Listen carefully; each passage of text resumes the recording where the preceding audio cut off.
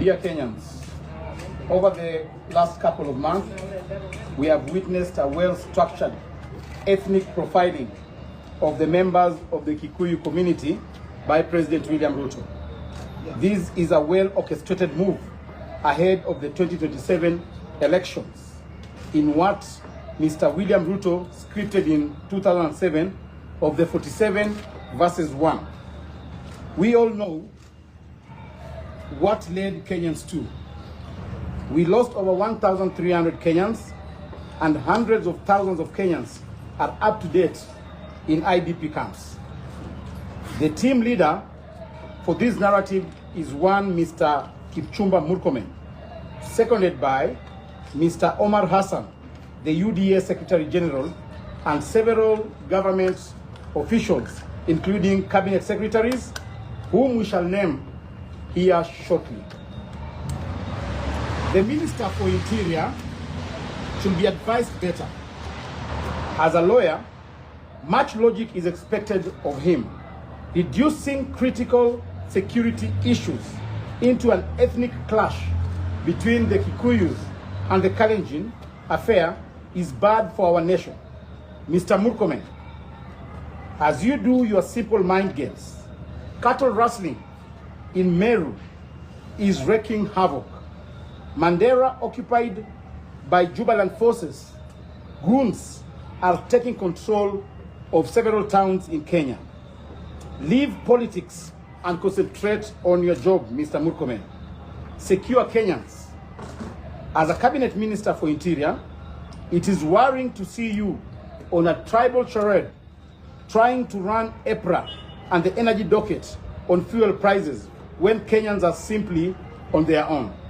Secondly, Mr. Omar, the Secretary General of the Wheelbarrow Party, we want to remind you of your role in the 2007-2008 post-election violence ICC-related witness coaching against Mr. Ruto and others.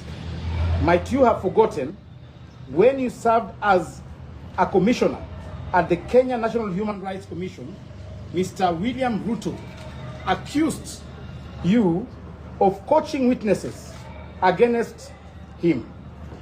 In his own words, Ruto said, "I also want to inform Mr. Omar Hassan, who is the schemer and the mercenary behind this whole scheme, that he cannot hire or rent or buy or sell or negotiate justice and truth."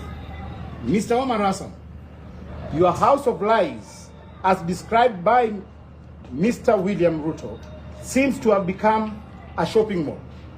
Stop profiling Kenyans of Gikuyu origin.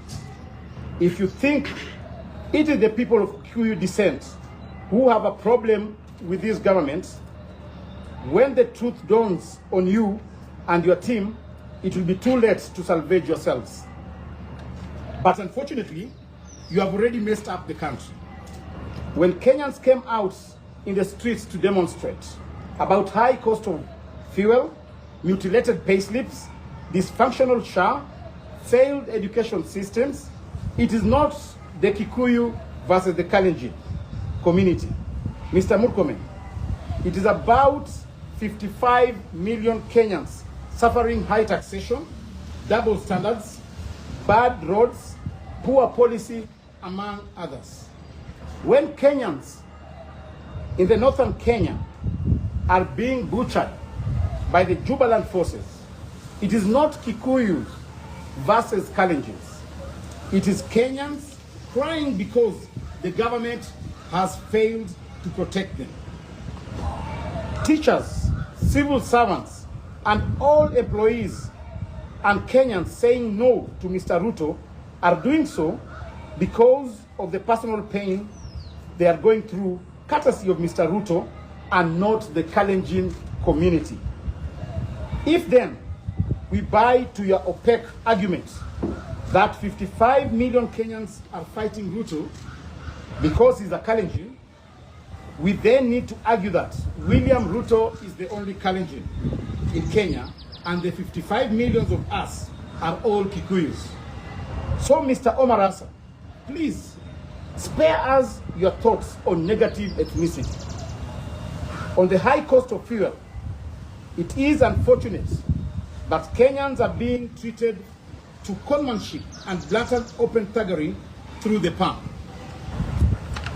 As if the damage you have caused to Kenya is not enough, you now want to mean it is William Ruto, who is a Kalenjin, that is being profiled.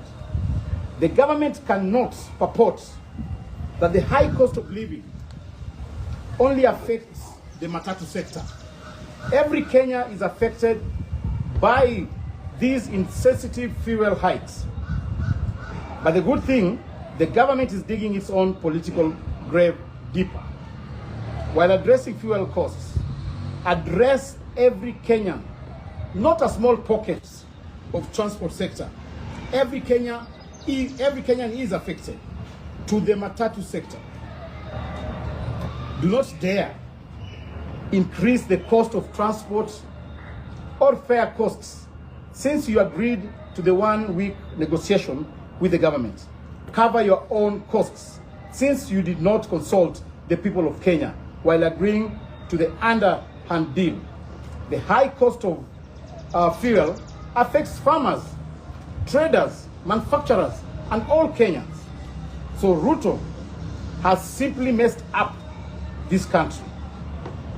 And we ask him to address this issue and not hide behind the tribal card. How can you dare compare prices during the Uhuru Kenyatta administration and now? Are you saying that Gikuyus do not have the right to speak when things are going wrong in this country? But we all know that this balkanization is meant to hoodwink Kenyans on the punitive finance bill of the 2026-2027. Mr. Ruto and your government, if you think that these will stop Kenyans from asking questions, you are far from the reality.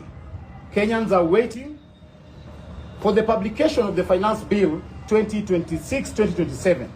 And we want to state here categorically that we shall not accept any punitive taxes introduced in that bill. Thank you.